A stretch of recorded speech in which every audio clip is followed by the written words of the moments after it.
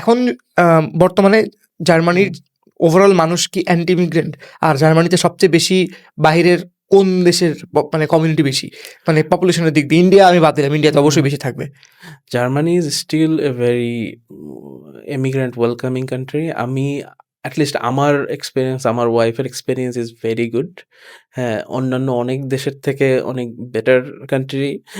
Racist মানুষ সব দেশেই কম বেশি আছে, বাট এখনও ব্যাপারটা ওই লেভেলে যায় না যে তারা অনেক অ্যান্টি ইমিগ্রেন্ট এবং ওই দেশে থাকাটা অনেক খারাপ হয়ে যাচ্ছে।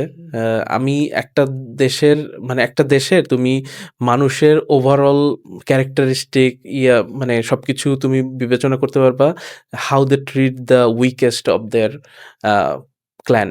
ঠিক আছে? সো আমাদের সবচেয়ে উইকেস্ট কারা চিন্তা করো, একজন প্রেগনেন্ট মহিলা আর একটা বাচ্চা, ছোট বাচ্চা। ইয়েস, হ্যাঁ, দেয়ার ইজ নো পথশিশু ইন জার্মানি, তাই না?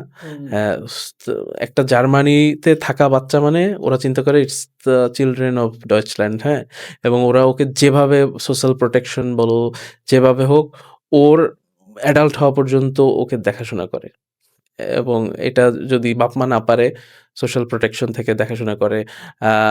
এবং ধরো প্রেগনেন্ট মানুষকে আমরা রাস্তাঘাটে ধরো ফরচুনেটলি আমার ওয়াইফকে যেভাবে মানুষজন গ্রিটিং করছে, কোনো একটা বাসে বা ট্রেনে উঠলে সিট ছেড়ে দাঁড়ায় গেছে, কোনো কিছুতে হেল্প লাগলে সবার আগে আমাদেরকে দিচ্ছে, বিকজ মানে that's how they behave with the weaker of the crowd, তাই না?